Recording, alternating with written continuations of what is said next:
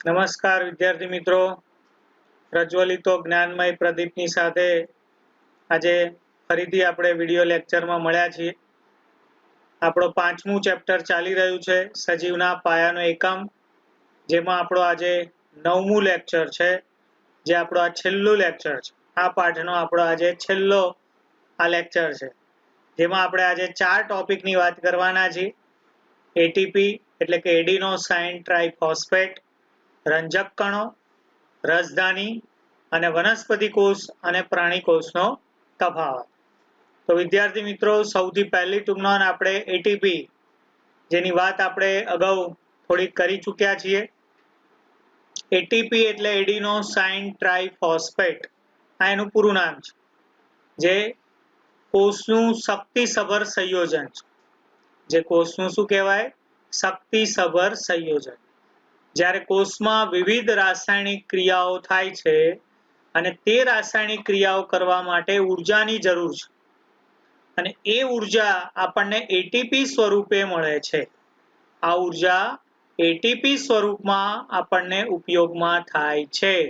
કેટલીક ક્રિયાઓમાં ઉર્જા મુક્ત થાય છે, જે આપણે શીખી ગયા, અને આ ઉર્જાને આપણે એટીપી સ્વરૂપે ઓળખીએ છીએ, જેને આપણે કણાપ સૂત્રને આપણે કોષનું શું કહેતા હતા? Power house. જે કણાપ સૂત્રમાંથી એટીપી સ્વરૂપે ઉર્જા શું થાય છે? મુક્ત થાય છે. આ જે ઉર્જા મુક્ત થાય છે, જે ઉર્જા આપણી રાસાયણિક ક્રિયાઓ કરવા માટે આપણને જરૂરી છે, અને એટલા માટે એટીપીને આપણે કોષનું ઉર્જા ચલણ અથવા તો શક્તિ ચલણ તરીકે ઓળખીએ છીએ. આ વાત અગાઉ પણ આપણે ટૂંકમાં શીખી ગયા છીએ. વિદ્યાર્થી મિત્રો, એટીપીમાં સંગ્રહિત ઉર્જા એટલે જે ઉર્જા એટીપીમાં સંગ્રહાયેલી છે, તેનો ઉપયોગ શરીરના તમામ રાસાયણિક સંયોજનો બનાવવા માટે, નવા સંયોજનો બનાવવા માટે, તેમજ તમામ યાંત્રિક કાર્યો કરવા માટે થાય છે. તમારા શરીરની અંદર જે પાચન ક્રિયા, શ્વસન ક્રિયા, ઉત્સર્જન ક્રિયા, રુધિરાભિસરણ ક્રિયા, આ તમામ ક્રિયાઓ ચાલે છે. રાસાયણિક નવા સંયોજનોનું નિર્માણ થાય છે. તો આ બધું એમનેમ થતું નથી. તમામ કોષોમાં ચાલતી રાસાયણિક ક્રિયાઓ કરવા માટે ઉર્જા જોઈએ. મેં તમને પહેલા પણ કીધું હતું કે ખાલી આંખના પલકારાને બંધ કરીને ખોલવા માટે પણ ઉર્જા જોઈએ. કોઈ પણ ક્રિયા કરવા માટે ઉર્જા જોઈએ. ઉર્જા વગર કોઈ પણ ક્રિયા થઈ શકતી નથી. જે ઉર્જા આપણને એટીપી સ્વરૂપે મળે છે, જે ઉર્જા ચલણ એટલે શરીરના તમામ કોષોની અંદર તમામ અંગો જે પેશીઓના બનેલા છે, અને પેશી કોષોની બનેલી છે. આ કોષોની અંદર જે કોષોમાં ઉર્જાની જરૂર હોય, એ ઉર્જા પહોંચે ક્યાંથી? એટીપી માંથી. અને એટીપી દ્વારા તે ઉર્જા આપણને મળે છે, માટે આપણે એને ઉર્જા ચલણ, શક્તિ ચલણ તરીકે ઓળખીએ છીએ. કણાપ સૂત્રોમાં થતી જે ક્રિયાઓ છે, તેના દ્વારા એટીપી નું નિર્માણ થાય છે. માટે આપણે કણાપ સૂત્રને પાવર હાઉસ, શક્તિઘર, જે કારણ આપણે અગાઉ જોઈ ગયા. તો વિદ્યાર્થી મિત્રો, આ થઈ એટીપી એટલે કે એડિનોસાઇન ટ્રાઇફોસ્ફેટ, જેની ટૂંકમાં માહિતી. એનો મૂળ શબ્દ જે છે, આ યાદ રાખજો કે એટીપી ને આપણે કોષના શક્તિ ચલણ, ઉર્જા ચલણ તરીકે ઓળખીએ છીએ.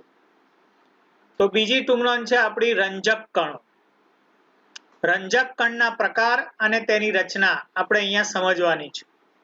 રંજક કણો, જેને આપણે પ્લાસ્ટિડ્સ, માત્ર જે વનસ્પતિ કોષમાં જ જોવા મળશે. પ્રાણી કોષમાં રંજક કણો હોતા નથી. તો રંજક કણોના પ્રકાર બે પાડ્યા છે. એક છે રંગકણ, જેને આપણે ક્રોમોપ્લાસ્ટ કહીએ છીએ. રંગવિહીન કણ, જેને આપણે લ્યુકોપ્લાસ્ટ કહીએ છીએ. પહેલું જોઈએ આપણે રંગકણ. તો ક્લોરોફિલ નામનું રંજક દ્રવ્ય, જે રંજક કણને આપણે હરિત કણ કહીએ છીએ. ક્લોરોફિલ નામના રંજક દ્રવ્ય, જે આપણને વનસ્પતિમાં જોવા મળે છે. વનસ્પતિની અંદર ક્લોરોફિલ નામનું રંજક દ્રવ્ય છે અને આ રંજક કણ જે હરિત કણ છે. હરિત કણ ક્લોરોફિલ ઉપરાંત પીળા રંગના પણ હોય, તો હરિત કણ લીલા રંગના હોય. આ યાદ રાખજો, હરિત કણ કયા રંગના હોય? લીલા રંગના. વનસ્પતિના પર્ણમાં આપણને હરિત કણ જોવા મળશે. વનસ્પતિનો કયો ભાગ લીલો છે? તો પર્ણ.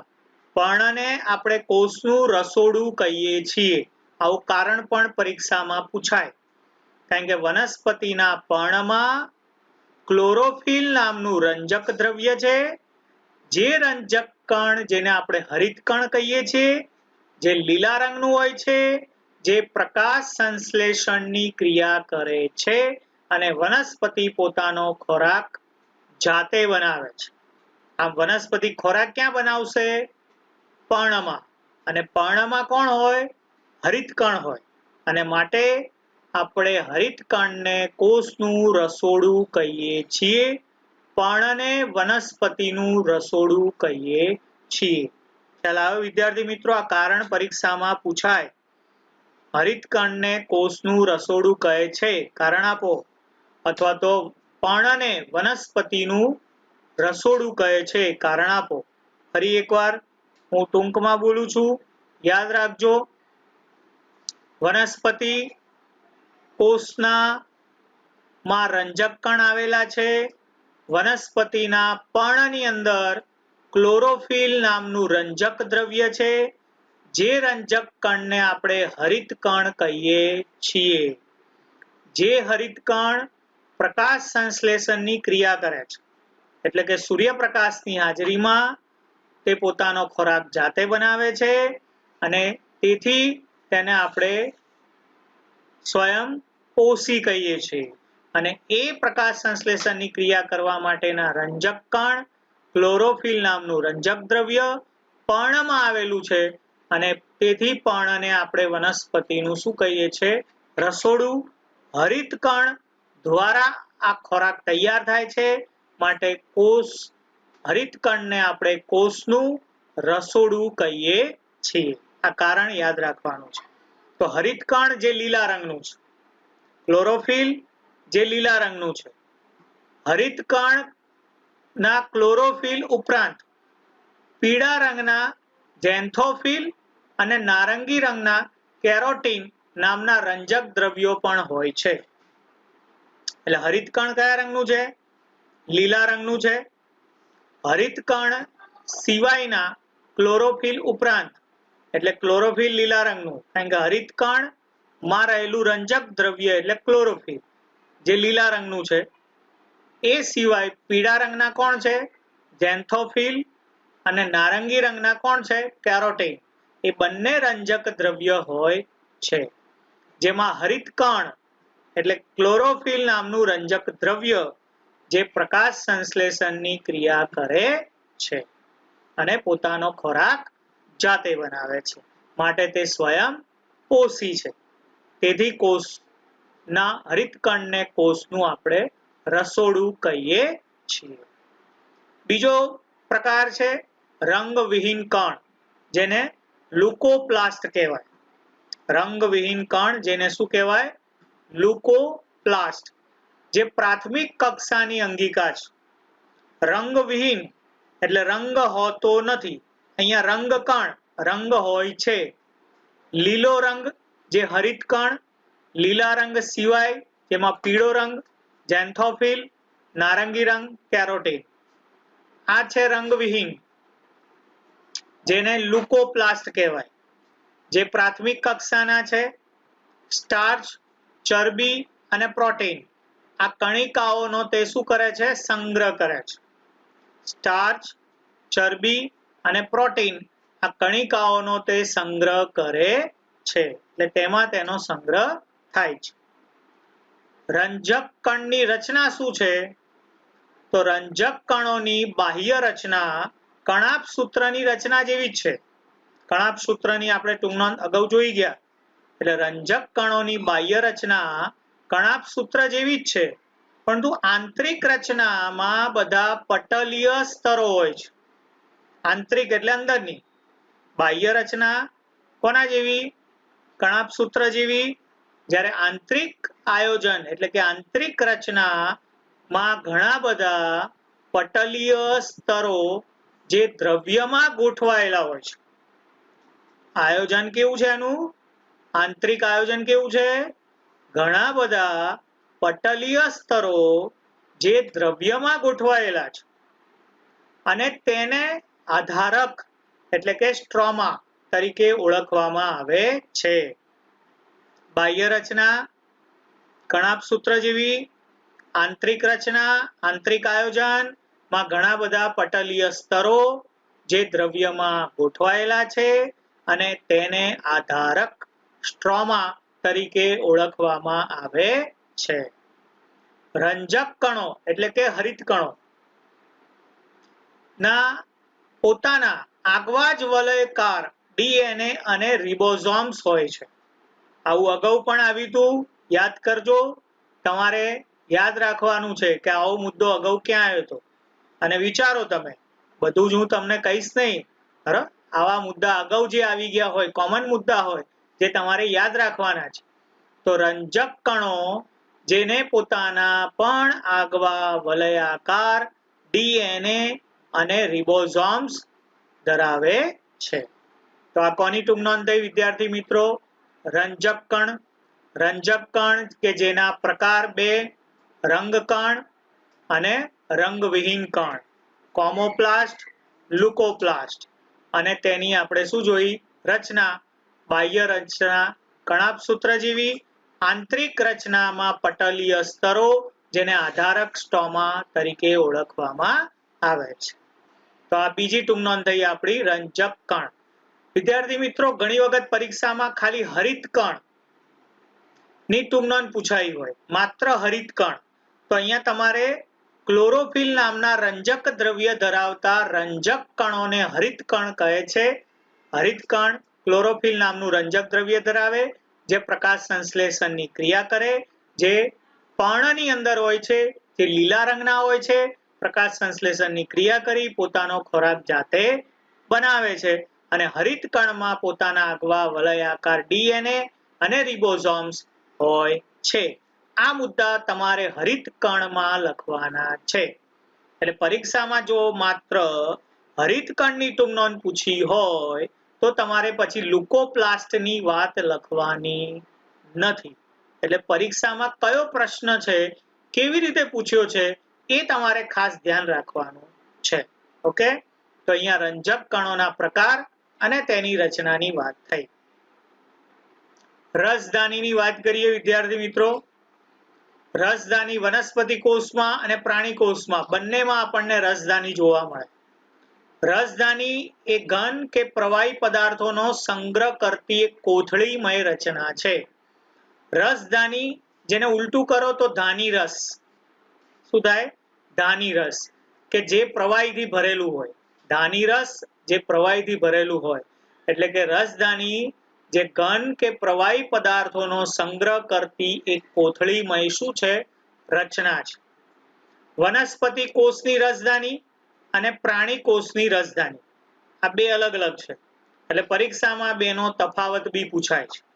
યાદ રાખજો, વનસ્પતિ કોષની રસધાની અને પ્રાણી કોષની રસધાનીનો તફાવત લખો. પહેલું જોઈએ આપણે વનસ્પતિ કોષની રસધાની. તો વનસ્પતિ કોષમાં રસધાની સૌથી મોટી છે, એટલે મોટા કદની છે. અત્યાર સુધી વિદ્યાર્થી મિત્રો આપણે જે પણ જોઈ ગયા, કોષ કેન્દ્ર, કોષ રસ, કણાભસૂત્ર, લાઇસોઝોમ, આ બધી અંગિકાઓ આપણે અગાઉ ભણી ગયા. અંતઃકોષ રસજાળ, આ બધા કરતા સૌથી મોટી વનસ્પતિ કોષમાં રસધાની સૌથી મોટા કદની છે. ક્યાં છે? કેન્દ્રસ્થ છે, એટલે મધ્યમાં છે. વનસ્પતિ કોષમાં કેન્દ્રસ્થ રસધાની છે, એટલે મધ્યમાં છે. કોષનો 50 થી 90% ભાગ રોકે છે, એટલી કદમાં મોટી છે. આપણને ત્યાં કેટલી મોટી હશે? તો વનસ્પતિ કોષમાં એક તો કેન્દ્રસ્થ છે, એટલે કે મધ્યમાં છે. અને કોષના કદનો 50 થી 90% ભાગ શું કરે? રોકે છે. કોની વાત ચાલે છે? વનસ્પતિ કોષની રસધાની.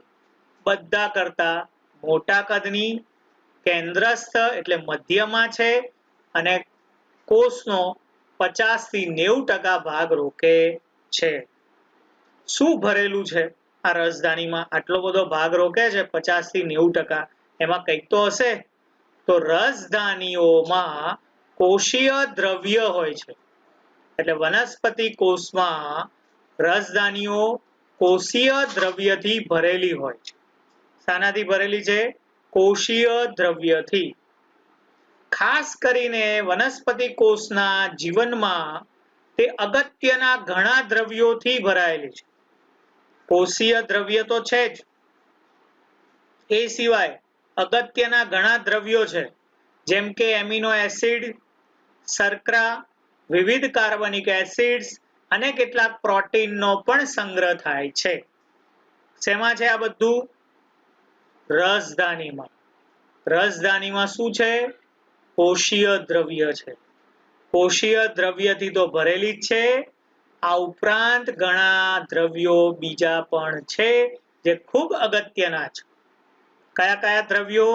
એમિનો એસિડ છે, શર્કરાઓ છે, વિવિધ કાર્બનિક એસિડ છે અને કેટલાક પ્રોટીનનો પણ સંગ્રહ રસધાનીમાં થતો જોવા મળે છે. વનસ્પતિ કોષમાં તે શું કાર્ય કરે? આ એનું કાર્ય છે. રસધાનીનું વનસ્પતિ કોષમાં કાર્ય જણાવો. આવું 1 માર્ક્સમાં પૂછાય.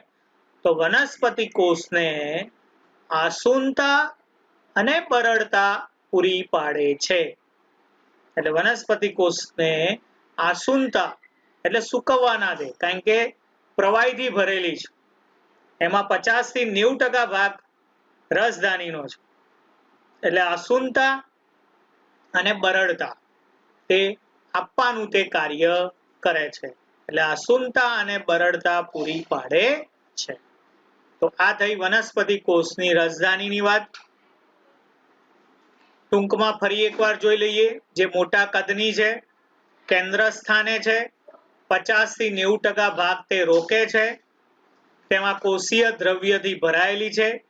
ઘણા બીજા દ્રવ્યો છે, એમિનો એસિડ, શર્કરા, વિવિધ કાર્બનિક એસિડ અને પ્રોટીનનો સંગ્રહ તેમાં થાય છે. વનસ્પતિ કોષને આસુનતા અને બરડતા પૂરી પાડે છે. પ્રાણી કોષની રસધાની. પ્રાણી કોષની રસધાની કદમાં નાની છે. કેવી છે? કદમાં નાની છે. અમીબા જે એકકોષી પ્રાણી છે, આપણે અગાઉ શીખી ગયા છીએ. અમીબા કેવું છે પ્રાણી? એકકોષી, જે પોતાના ખોરાકનો સંગ્રહ કરતી રસધાની, જેને અન્નધાની સ્વરૂપે આપણે કહીએ છીએ, ઓળખીએ છીએ. એટલે એકકોષી અમીબા, અમીબાની જે અન્નધાની છે, જેમાં તે ખોરાકનો સંગ્રહ કરે છે. કોણ? અમીબા. કેવી છે? એકકોષી, જે ખોરાકનો સંગ્રહ કરતી એક રસધાની બનાવે છે, જેમાં ખોરાકનો તે સંગ્રહ કરે છે અને એ રસધાનીને આપણે અન્નધાની સ્વરૂપે ઓળખીએ છીએ, જેને આપણે અન્નધાની કહીએ છીએ. મીઠા જળમાં વસવાટ કરતા. મીઠું જળ એટલે નદી છે, તળાવ છે, સરોવર છે, આ બધાનું પાણી કેવું છે? મીઠું છે.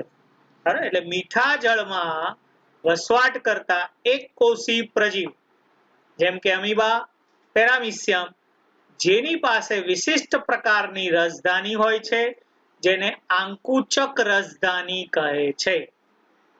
આ પ્રજીવની વાત ચાલે છે વિદ્યાર્થી મિત્રો. પ્રજીવ જેમાં રસધાની, જેને આપણે આંકુચક રસધાની તરીકે ઓળખીએ છીએ, જે ધરાવે છે. ઓકે, તે વધારાના પાણી અને કેટલાક નકામા પદાર્થોનો કોષમાંથી શું કરશે? ત્યાગ કરે છે. આ એનું કાર્ય છે. શું કરશે? તે વધારાના પાણી અને કેટલાક નકામા પદાર્થોનો ત્યાગ કરવાનું કાર્ય કરે છે. કોષમાંથી તેને બહાર ફેંકવાનું, ત્યાગ કરવાનું તે કાર્ય કરે છે. આ થઈ પ્રાણી કોષની રસધાની. ટૂંકમાં ફરી એકવાર મુદ્દા જોઈએ. જે નાના કદની છે, અમીબા જે કોષી પ્રાણી છે, જે ખોરાકનો સંગ્રહ કરતી રસધાની જેને આપણે અન્નધાની સ્વરૂપે જોવા મળે, મીઠા જળમાં વસવાટ કરતા એક કોષી પ્રજીવ જેમાં આવશે અમીબા અને પેરામિશિયમ, જેની પાસે વિશિષ્ટ રસધાની છે, જે આંકુચક રસધાની ધરાવે છે, તે વધારાના પાણી અને કેટલાક નકામા પદાર્થોનો કોષમાંથી ત્યાગ કરે છે. ઓકે, તો વિદ્યાર્થી મિત્રો આ કોની ટૂંક નોંધ થઈ? રસધાનીની ટૂંક નોંધ થઈ, જેમાં આપણે વનસ્પતિ કોષ અને પ્રાણી કોષ બંનેની રસધાની જોઈ. બંનેનો તફાવત પરીક્ષામાં પૂછાય. વનસ્પતિ કોષની રસધાની અને પ્રાણી કોષની રસધાનીનો તફાવત લખો તો તમને તે સામસામે તમને તફાવત બનાવતા આવડવો જોઈએ.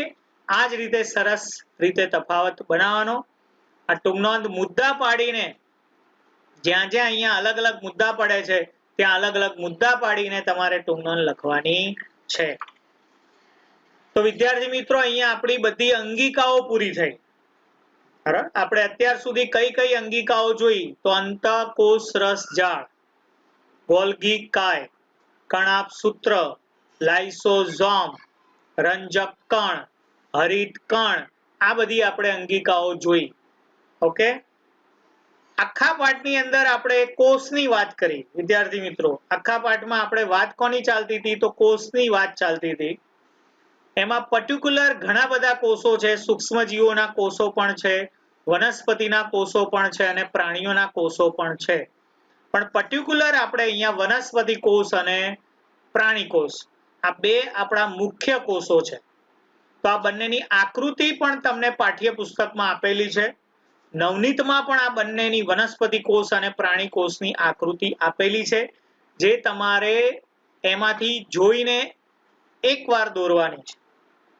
કારણ કે વનસ્પતિ કોષની આકૃતિ તેના ભાગો સાથે પૂછાય છે, પ્રાણી કોષની આકૃતિ પણ તેના ભાગો સાથે પૂછાય છે. એટલે બંનેની આકૃતિ તમારે દોરવાની છે, જે પાઠ્યપુસ્તકમાં અથવા તો નવનીતનો તમે ઉપયોગ કરી શકશો.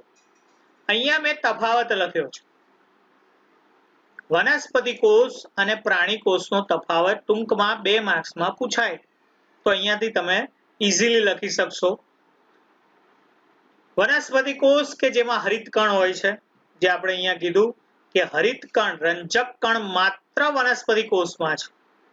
બરાબર, કારણ કે રંજક કણ જે ક્લોરોફિલ નામનું રંજક દ્રવ્ય ધરાવતા રંજક કણ જેને કહેવાય હરિતકણ, જે માત્ર વનસ્પતિ કોષમાં જ છે.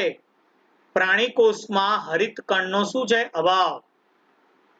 માટે વનસ્પતિ કોષ જ પ્રકાશ સંશ્લેષણની ક્રિયા કરી શકે, જે પોતાનો ખોરાક જાતે બનાવી શકે, જ્યારે પ્રાણી પ્રકાશ સંશ્લેષણની ક્રિયા કરી શકતો નથી, કારણ કે તેની પાસે હરિતકણનો શું છે? અભાવ.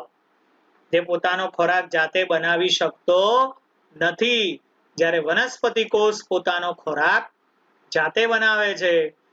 આ સ્વયંપોષી છે, આ પરપોષી છે. તેમાં એટલે કે વનસ્પતિ કોષમાં તારા કેન્દ્રનો અભાવ છે. આ પણ એક અંગિકા છે. જ્યારે પ્રાણી કોષમાં તારા કેન્દ્ર હોય છે. વનસ્પતિ કોષની કોષ દિવાલ હોય છે, જ્યારે આમાં કોષ દિવાલનો શું છે? અભાવ. વિદ્યાર્થી મિત્રો યાદ કરો ટૂંક નોંધ. કોષ રસ પટલ ની વાત આપણે કરી હતી, અને વનસ્પતિ કોષમાં કોષ રસ પટલની બહાર સખત સેલ્યુલોઝનું બનેલું આવરણ છે, જેને કોષ દિવાલ કહે છે. યાદ આવ્યું? શેમાં? વનસ્પતિ કોષમાં કોષ રસ પટલની બહાર સખત મજબૂત સેલ્યુલોઝની બનેલી નિર્જીવ દિવાલ છે, જેને આપણે શું કહીએ છીએ? કોષ દિવાલ. અને કોષ દિવાલ માત્ર વનસ્પતિ કોષમાં હોય છે. પ્રાણી કોષમાં કોષ દિવાલનો શું હોય છે? અભાવ. પ્રાણી કોષમાં કોષ દિવાલ હોતી નથી. અને આ મુદ્દો આપણે અગાઉ બી જોઈ ગયા કે વનસ્પતિ કોષમાં રહેલી રસધાની મોટા કદની હોય છે, જ્યારે પ્રાણી કોષમાં રહેલી રસધાની નાના કદની હોય છે. તો અહીંયા આપણે 4 મુદ્દા ટૂંકમાં લખ્યા છે. આમાં હરિતકણ હોય છે, અહીંયા હરિતકણનો અભાવ છે, તારા કેન્દ્રનો અભાવ છે, તારા કેન્દ્ર હોય છે, કોષ દિવાલ હોય છે, કોષ દિવાલનો અભાવ છે, રસધાની મોટા કદની છે, રસધાની નાના કદની છે. તો આ થયો વનસ્પતિ કોષ અને પ્રાણી કોષનો તફાવત. આ જ રીતે વિદ્યાર્થી મિત્રો આપણું અહીંયા 5મું ચેપ્ટર પૂરું થાય છે. અહીંયા જે આપણું સજીવના પાયાનો એકમ જે કોણ છે? કોષ. જે કોષ વિશેની આપણે ટૂંક નોંધ જોઈ, કોષ વિશેના મુદ્દા જોયા, જે આપણી અહીંયા ટૂંક નોંધો પૂરી થાય છે. આના અનુસંધાનમાં નાના નાના ઘણા બધા પ્રશ્નો છે, જે ટૂંક નોંધ ઉપરથી જ તમે નાના નાના પ્રશ્નો યાદ રાખી શકો છો. જેમ કે અહીંયા તમને મેં કારણ કીધું હતું કે હરિતકણ એ કોષનું રસોડું છે અથવા પર્ણ એ કોષનું રસોડું છે. તો આ કારણ અહીંયા આવી ગયું. હા, અહીંયા તફાવત આવી ગયો. વનસ્પતિ કોષની રસધાની, પ્રાણી કોષની રસધાની. આવા અલગ અલગ પ્રશ્નો પરીક્ષામાં પૂછાઈ શકે, જે તમારે યાદ રાખવાના છે, તે તમારે વાંચવાના છે. તો આજે આપણે જેટલી ટૂંક નોંધ ચાલી, એટીપી, એડિનોસાઇન ટ્રાઇફોસ્ફેટ, રંજક કણો, રસધાની અને વનસ્પતિ કોષ અને પ્રાણી કોષનો તફાવત. તો આટલી ટૂંક નોંધ તમારે પૂરા વાક્યમાં લખવાની છે. અને આ જ રીતે વિડીયો જોતા રહો. ના ખ્યાલ આવ્યો હોય તો ફરીથી 1-2 વાર જુઓ. એક વખત ટૂંક નોંધ લખો, 3 થી 4 વખત ટૂંક નોંધ વાંચો, તો તમને સમજાશે. અને આ જ રીતે આપણે ઘરે બેસીને વિદ્યા લેતા રહીએ, કારણ કે વિદ્યા જેવો બીજો કોઈ મિત્ર નથી. આજના સમયમાં બહાર મિત્ર શોધવા જવાનો નથી. આપણે બહારના મિત્રો સાથે આપણે મળવાનું નથી. વિદ્યાને જ આપણે મિત્ર બનાવવાનો છે અને એની સાથે મિત્રતા કરીને સારામાં સારી રીતે આપણે અભ્યાસ કરવાનો છે.